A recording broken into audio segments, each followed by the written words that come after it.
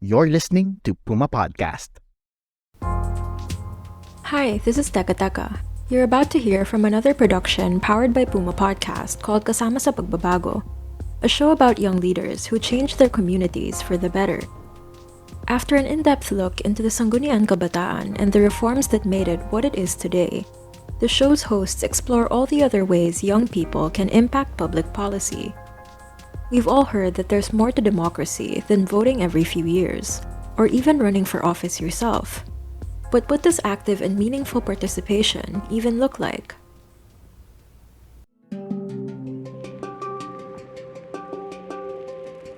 I'm Adriel Disperos, a development worker and a youth empowerment advocate. And I'm Macy Joven, a journalist and an ordinary citizen who's part of the Katipunan ng Kabataan or the youth voters of a barangay. And this is Season 2 of Balangkas ng Bukas, Stories of Major Policy Reforms. Isang podcast ng Youth Leadership for Democracy o YouthLED, a project of the United States Agency for International Development and the Asia Foundation, powered by Puma Podcast. In this podcast, we look at how we won the rights, freedoms, and privileges we have now. At babalikan natin ang lahat ng pinagdaanan natin para mabuo ang mga mahalagang polisiyang nagbibigay ginhawa sa buhay nating mga Pilipino. Titingnan natin kung paano nangyayari ang reforma at ang papel ng mga kabataan sa prosesong ito. In this season, we'll talk about the SK Reform Act of 2015 and what led to it, as well as the ways in which the youth can participate in public policy through initiatives like Project Citizen.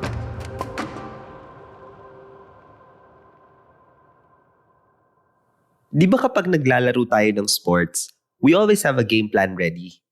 Ganon din sa governance. Because you're trying to lead a team towards a much bigger goal. And not just a team in this case, no? But a country. Kaya mas lalong kailangan ng masinsinang plano. Sa gobyerno, meron tayong tinatawag na Philippine Development Plan spearheaded by the National Economic and Development Authority o NEDA. Dito naka-outline ang mga social and economic goals at targets ng bansa to achieve national development o ang pag-unlad ng ating lipunan. That's right. Actually, may version to na nakafocus lang sa youth sector. Ito naman yung Philippine Youth Development Plan spearheaded by the National Youth Commission o NYC. Let's unpack the PYDP 2023 to 2028 with our first guest of the episode. I'm Attorney Rina Pineda. I am the Commissioner representing Luzon of the National Youth Commission. So the National Youth Commission is essentially, in a nutshell, it's essentially the voice and advocate of the youth within the Philippine government.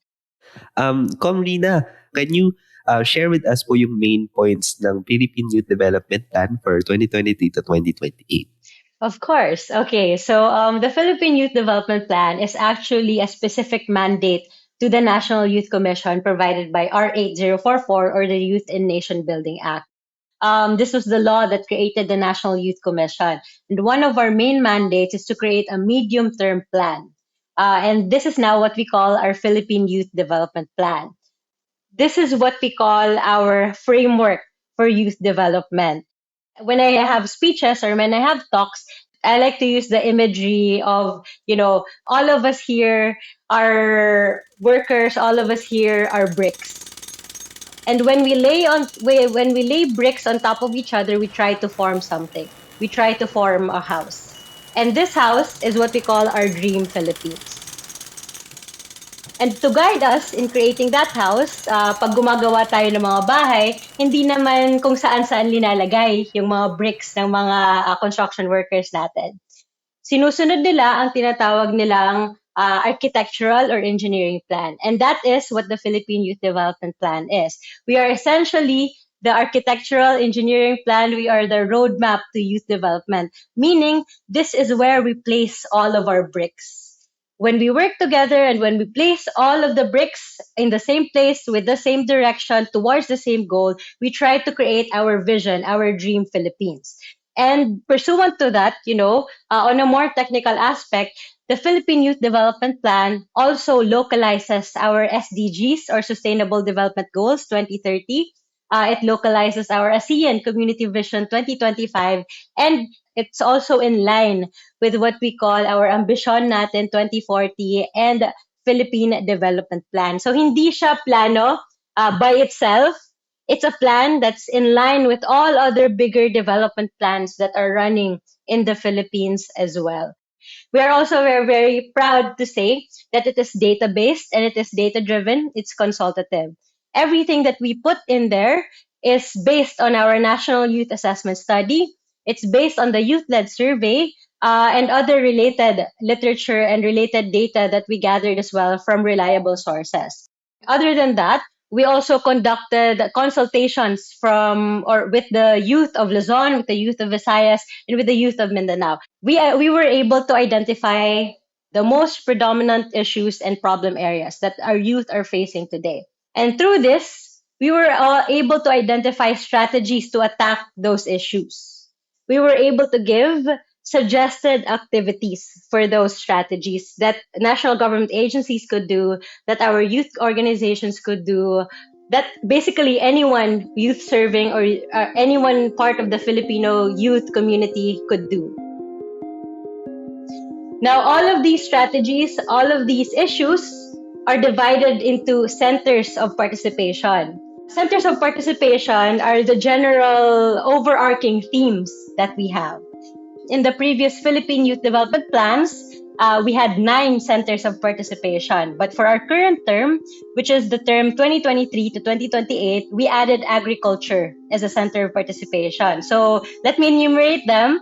Of course, first it is health, education, economic empowerment, social inclusion and equity, governance, peace building and security, active citizenship, global mobility, environment, and of course, agriculture. Ayan, sobrang all-in-one. Itong Philippine Youth Development Plan, no, marami siyang naka-align sa iba't ibang bigger plans nga. Hindi lang sa Pilipinas, pero even globally, no, yung sustainable development goals nga.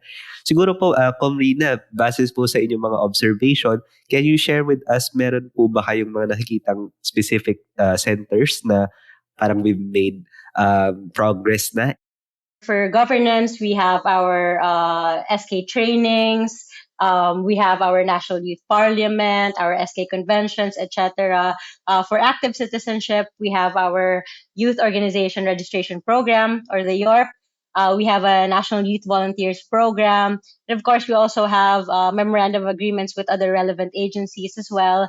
And of course, for education, we are currently cascading, or we are trying to lobby for our Magna Carta of out-to-school youth. So we created a version of the bill, NYC's version of the bill, together with our partner organizations, which includes Youth-Led, that's Opportunity 2.0, Youth-Led, Hiraya, UNICEF, LaSalle Institute of Government, etc.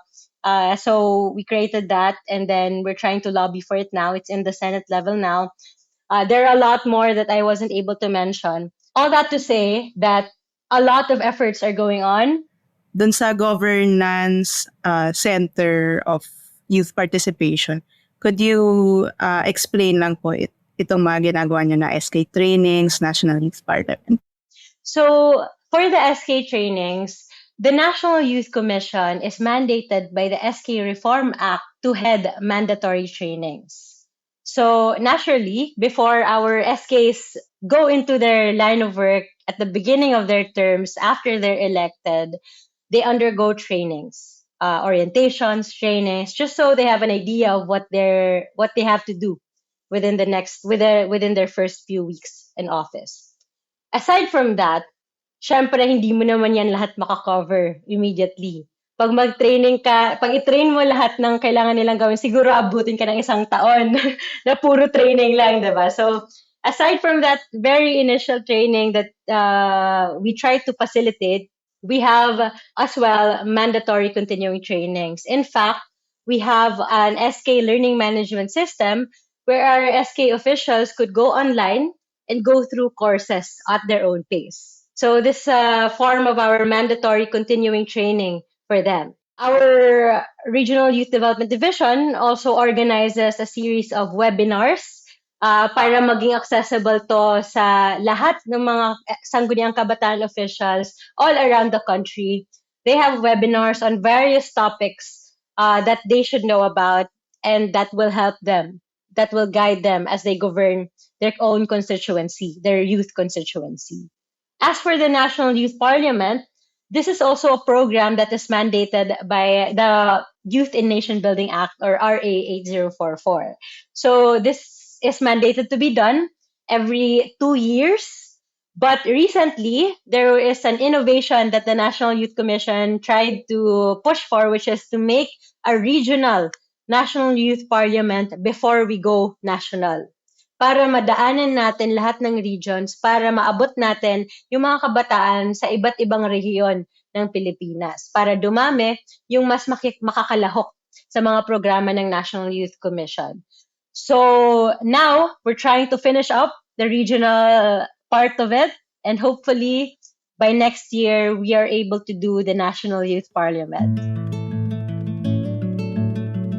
Ano po yung mga indicators nyo po or metrics na ginagamit para ma-measure po yung success nitong PYDP 2023 to 2028? Siguro in terms na lang po of yung governance and active participation na Center of Youth Participation.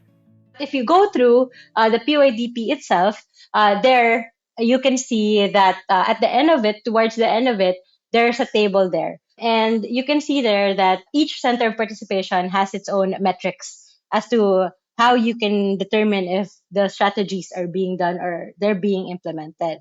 So just to explain the metric now is that first, there's a general outcome statement. Ano yung gusto mong makita sa kabataan? Next is the objective indicators that we have. And then, of course, next is the source of verification. And then lastly, it's you have to have assumptions when you try to verify or when you try to track these things. So, ganyan yung structure niya.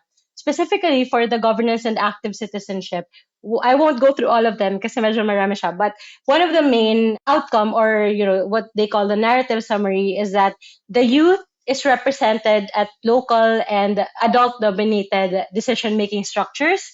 More young women assume leadership positions. And some of the objective verifiable indicators is that how many SKs, how many kabataang, sangguniang kabataan ang babae? Ilan yung nanalong babae? How many young people are in key decision-making positions in the public sector? Ano yung percentage nito? How many young people are members of youth organizations, etc., etc. So marami siyang isa-isang verifiable indicators that they could go through with the Philippine Youth Development Plan, which you can download in the National Youth Commission website. Ayan. Thank you for that. Siguro ito very on a personal level. So what message pa would you give to young Filipinos na nakikinig sa atin ngayon who feel disillusioned with the political governance processes of the Philippines? Kasi parang nandun nga tayo sa maraming opportunities, pero parang for some reason, siguro one way or another, parang nag-hesitant pa rin sila mag-participate for whatever reason na meron sila, no? Bakit nga ba na-disillusion ang ating mga kabataan? Siguro it comes from a place of frustration na hindi nila nakikita yung mga pagbabago na gusto nila makita. I think you've heard this multiple times as the many times I've given speeches with Youth-Led, no, that I always mention, because I really truly believe that the youth really see the world as it should be and not how it is. Meaning, ideal sila. Ideal. Ako pala, kasama din ako dito. Ideal tayo. Youth pa po ako sa mga nakikinig dyan. So, we see the world how it should be. Meaning, alam natin kung paano nga ba tumatakbo ang isang lipunan. We don't see it na parang, hindi, hayaan mo na ganyan talaga. Hindi pa ganun ang kabataan. So, pag hindi nila yun nakikita, when they try to make things, when they try to do things, and it doesn't have the effect of change, it becomes frustrating. You become disillusioned that, kahit ano namang gawin ko, hindi naman magbabago to. Kahit ano namang gawin ko, ganun pa rin naman eh. May mga kurakot pa rin na uupo. Meron pa rin makakaupo na hindi marunong kung ano yung ginagawa nila. But, to that, To you all, I say that you have to remember that real and institutional change does not happen overnight. This means that we have been working on changes for generations. Kung ano yung nararanasan nga natin ngayon, mas mahirap yung naranasan ng generations prior to us. This means that they've already created a better world for us, and it is our job to create a better world for the generation after us. That doesn't necessarily mean na kailangan perfecto agad ang lipunan kasi hindi natin magagawa yan. Realistically speaking, hindi natin magagawa yan. We try to create these changes, these small changes. We try to build upon the changes of the generations prior to us. And with that, we create real and institutional change. Ayan, thank you, Comrina. Siguro po, kung meron din kayong message specifically naman dun sa mga young people na nasa posisyon na, they're already in government, no? Yung mga SKs, yung mga youth development officers, mga LYDCs natin. Meron po ba kayong specific message for them? I was in a talk a few weeks ago, if I'm not mistaken, where I was asked a similar question. Yung tanong sa akin was that, ano yung sasabihin mo sa mga nakakatanda na binabata kami? Meaning, what do you say to those who don't believe in us just because we're young? I told them that you make them understand that you know things that they don't know about because you have different experiences that they have not experienced before. You know things, you know how to do things, you know how to solve the problems that your generation has because ikaw yung nakakaranas nito. You know the most effective and most efficient way to do that. But of course, the world is not ideal. Realistically speaking, there will be a lot of challenges.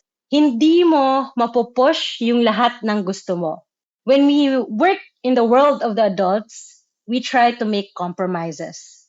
Because hindi lang tayo yung namumuno. Meron din ibang tao na namumuno. So what we do is that fundamentally, we have to have non-negotiables within ourselves. That can come in the form of your principles.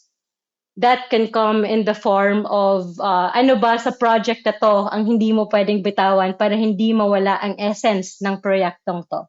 So when you go to the negotiating table, when you sit at the negotiating table, keep your non-negotiables close to your heart. Grabe naman, sobrang tagos sa puso yung mga sinabi ni Comrina. No, Adriel? Yep, keep your non-negotiables. Tama, especially itong sinabi niya sa last bit na kahit ma-frustrate tayo sa kalagayan ng Pilipinas, hindi tayo pwedeng mag-give up sa pag-push for change Kasi bawat reform, bawat pagbabago na ini-introduce natin ay nagsa-stack up gaya nga nung imagery ng bricks na binanggit ni Comrina kanina. Ultimately, gumagalaw tayo papunta dun sa direksyon na gusto natin. And kaya rin importante yung PYDP kasi ito yung guide natin towards our vision of the Philippines and ang role ng kabataan dito. Yes, para talaga siyang blueprint kung ihahalin tulad natin. Sobrang na-appreciate ko yung mindset na yung mga ginagawa natin, hindi man natin makita kaagad yung resulta, no? Nagsa-stack up talaga siya. And speaking of long-term vision, mahalagang parte ng pag-sustain ng participation ng mga kabataan sa demokratikong pamamahala. Kaya nung mga narinig nating mga halimbawa sa past episodes ay yung pagpapaigting ng civic education o civica. Kaya naman kami sa Youth Leadership for Democracy o Youth-Led Project, we are collaborating with learning institutions kasama ang Department of Education para masigurong we can elevate civic ed dito sa bansa. Kinausap namin ang isa sa mga OGs ng Youth-Led tungkol sa academic and social approaches nito to enhancing civic education para sa ating mga kabataan. Eto siya. Hello, ako pala si Marion Villar. Ako po ay isang program officer ng Youth-Led Project ng The Asia Foundation. So, actually, ang component na focus ko is the civic education component, and I've actually been with the Youth-Led Project ever since it started in 2020. So, isa ka sa mga OG, kumbaga, ng Youth-Led. Ngayon, yung Civica Hub naman, it's a resource, network, and community hub. So ito, binuo siya kasi naniniwala tayo sa youth-led kasi ang civic education dapat hindi lang siya dapat nasa classroom or natututunan ang civic education sa apat na corners ng classroom, no? But there's also that community, yung community side of ng society natin. So ang Civica Hub, it's basically a bridge between the school and the community. And ang goal niya is really to be a space, a platform for the youth or the learners na matutunan nila yung mga dapat nilang matutunan in terms of their civic duties and responsibilities, no? So gusto natin na itong Civica Hub ay maging plataforma para makakonekta rin sila sa ibang mga schools or not even just schools but it's also mga LGUs, mga civil society. It becomes a platform for the different sectors in the community to work together in promoting and elevating civic education. So, ang Civica Hub natin ngayon sa Youth-led, meron tayong na-establish na 9 regional Civica Hubs. Hindi lang naman schools ang pwede maging Civica Hub, but there can also be civil society or mga youth organizations na pwede maging Civica Hub. Siguro to clarify lang, ano yung difference? Can you differentiate yung Civica Hubs tsaka yung Project Citizen? So, ang Project Citizen, it's actually a program where meron siyang teacher training component. So, mahalaga yung yung role ng mga teachers natin pagdating sa Project Citizen kasi sila yung nagtuturo ng Project Citizen, no? And then eventually, kapag na-train yung mga teachers, sila naman yung magtuturo on the ground sa kanilang classrooms, no? So, it's really more on teacher-student relationship, yung Project Citizen. It's a pedagogy essentially on how to better teach civic education. Ang Civica Hub naman, it's also a program, it's a civic education program, pero mas focus kasi siya sa institution. It's more on the school itself. It's more of paano siya nakakapagbigay ng platform or avenue for our youth to gather, as well as the other sectors na from government, civil society, and ang ating academe, kung paano sila mag-gather together para mag-promote ng civic education. You can look at it na ang Project Citizen can be a program under the Civica Hub. Kasi ang Civica Hub, marami siyang pwedeng activities, marami siyang program. So ang Project Citizen is one of the major programs ng Civica Hub. So siguro to dive in dun sa Civica Hubs, since mas napag-usapan natin yung Project Citizen sa mga previous episodes, ano yung mga specific activities under Civica Hubs? We have Democracy Talks. Ang Democracy Talks actually, it originated as a activity ng Youth-led. It's an in-house activity ng Youth-led during the pandemic, wherein we talk about the important issues among the youth. It's also one way for our schools to conduct issue-based activities. Ayaw lang natin ng mga seminars na parang very motherhood or very general lang. But we want it to be issue-based kasi yun naman din yung approach natin sa youth-led. And at the same time, dahil itong mga Civic Hubs ay regional, they are also able to contextualize kung ano ba yung mga issues in that region. Kasi like for example, in Bicol, nag-democracy talk sila about mental health just recently. Kasi isa rin to sa mga lumabas na findings sa aming local youth assemblies. Kasi ang mental health is one of the top issues ng mga kabataan sa Bicol. And then we also have what we call, of course, in Project Citizen.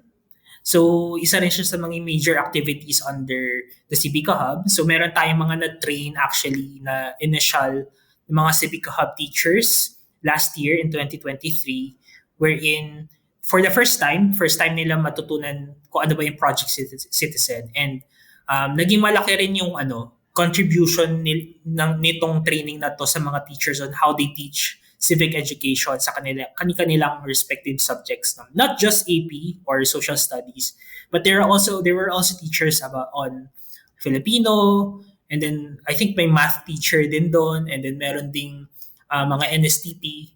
Kasi tayo, naniniwala tayo ng civic education is not just for the social studies track, but it can be integrated in all subject areas or all disciplines. Kasi it also answers the why. Like, kung ako engineer, gusto ko maging engineer, parang because of civic education, nasasagot ko kung yung why ko kung bakit ba ako nag-engineer. Kasi I want to be an engineer for the Philippines or to be a doctor to the barrios, di ba? So, yun yung gusto natin sa civic education na integrative siya or interdisciplinary approach. And then, apart from those activities, dahil resource hub din ang civic hubs natin, nagiging center din siya ng mga resources natin on civic education. Isa na dito yung #Democracy Everyday videos that we co-produce with the Philippine Educational Theater Association or PETA. So we have 6 videos wherein ang goal natin sa videos na to is to laymanize the concept of democracy. Kasi di ba pag sinabi ng demokrasya, it's such a big word.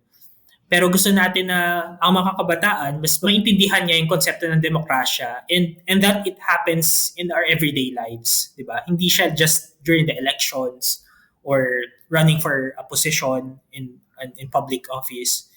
And then we also have mga civica.ph modules. So ito naman yung mga modules na binuo natin with the Philippine Business for Education or PBED, wherein from grades 5 to 12, meron tayong mga binuong modules na makakatulong sa mga teachers, sa mga estudyante natin sa kanilang pag-aaral at pagtuturo. Most recently lang, we learned that these modules have already been certified by the Department of Education. Siyempre, hindi ko makakalimutan ang ating mga podcasts by Puma Podcast, no? Feature natin yung mga Filipino icons, yung Jovito Salonga. We also have yung mga policy reforms like yung Bangsamoro Organic Law, etc. No? So ito, lahat ng to, dinadaan din natin sa mga civic hubs para ma-promote natin and magamit nila as teaching material, no, sa kanilang mga klase. Ayan na. Wow. So yung next question ko, palawak na tayo, no, from zooming in to Project Citizen and civic hubs. Yung next question ko is about civic education in general, no? Paano siya nakakatulong sa pag-shape ng long-term civic engagement and political awareness ng mga kabataan? Ang civic education kasi is very foundational. So we start with the basics. And when we say basics, we talk about, the basic rights, not just the rights, but it's also the responsibilities ng isang citizen or mamamayan.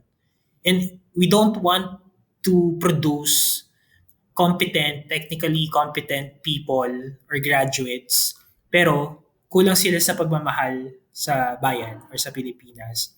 And I think that's what makes civic education very important, no, pagdating sa pag-develop sa ating mga kabataan, kasi ito yung magbubuo ng pagmamahal para sa bayan. Kung maalala nyo kasi yung framework ng civic education, it's actually knowledge, skills, disposition, and engagement. Ngayon, before tayo makarating sa engagement, it's important to develop the knowledge, skills, or disposition or values. So, in Tagalog, it's kaalaman, kasanayan, at kaugalian, or KKK, di ba? Ngayon, minsan, masyado tayo nagfo-focus sa knowledge, minsan nagfo-focus tayo sa skills, pero nakakalimutan natin yung values, and then, there's also that failure in translating those into engagement. Na sometimes nasa-stuck na lang din sa atin yung mga nalalaman natin pero hindi natin siya napuput into practice. Kaya nga very important, diba? Theory and practice. So yun yung pinaka-framework natin sa civic education. And I think once na ma-implement natin yung framework na yun in all discipline, that would help us produce active and responsible Filipino citizens. Alright. Any message for our young listeners who want to someday make a change in our society? For me, ang gusto ko sabihin sa mga kabataan ngayon, especially now that, our ideals of democracy are being challenged, na minsan nakikita natin na parang wala ng pag-asa, na feeling natin napaka-corrupt na ng ating gobyerno, yung iba gusto na lang natin ibang bansa. Pero ang gusto kong sabihin is that sana hindi tayo mawalan ng pag-asa para sa ating bayan. That kind of love also means na we don't just talk about our rights as citizens of this country, we also have a responsibility kasi. Kasi marami tayong pwedeng gawin, marami tayong pwedeng maambag, and even at a young age, we'll be able to contribute, whether that be in terms of voting for the person that we believe in, na makakapag-bring ng change, or dun sa mga maswerteng nakapag-project citizen, no, na makapag-come up with ng public policy para ma-address ang kanilang community, mga issues sa community, or, maraming pwedeng gawin. But sometimes, kailangan lang din natin ng opportunity or ng platform ng mas maging better than ourselves now. 1/3 of the total population is composed of the youth, and dapat hindi natin i-undermine yung number na yon. So imagine lang if each and every one of us na-activate natin yung kakayanan natin and na-realize natin yung kaya nating maambag sa Pilipinas. What a world that would be, right? As we wrap up the season, any thoughts, Macy? Alam mo, as an ordinary citizen, I know how easy it is to feel hopeless about Philippine politics. Na parang every year, ganito at ganito na lang yung mga leaders natin. But if we look beyond the big controversies on the news, if we go into the communities mismo, meron tayong makikitang mga Pilipino who are making an effort to create change in their localities. Sa mga grupo man yan na nagpupush ng reform para sa mga batas na nakikita nilang may room pa for improvement, sa mga leaders or officials na willing makinig sa kanilang constituents, or sa mga estudyante na gustong tumulong sa mga kabarangay nila. And when I look at those efforts, naniniwala ako na change can happen. And change does happen. Gaya nga ng mga pinag-usapan natin dito sa Balangkas ng Bukas. At sa patuloy nating pakikibahagi at pakikilahok, makikita natin na ang mga pagbabagong ito pala'y abot kamay na natin. Gaya nga ng nabanggit ko nung unang episode, maraming pathways para maging bahagi ng pagbabago. Sa pakikibahagi natin sa Sangguniang Kabataan, sa Project Citizen, tayong mga kabataan ay nagkakaboses sa demokratikong pamamahala. Nakapagsusulong tayo ng mga polisiya na direktang makakatulong para solusyonan yung mga isyong kinakaharap natin. Sabi nga ni former Senator Bam, it's time for us to show up. Inaantay na tayo ng Pilipinas.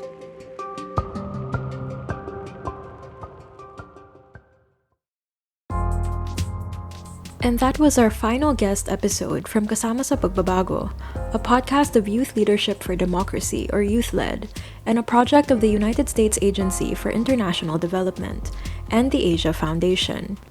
The show is powered by Puma Podcast and hosted by Macy Joven and Adriel Nisperos. This episode was produced by Geraldine Pascual and edited by Pidoy Blanco. The version you just heard on Teka Teka was put together with the help of Anthony Tobias and Jill Caro. I'm Bella Perez Rubio. If you'd like to hear more stories about how you can participate in governance directly, let us know in the comments or on social media. Thanks for listening.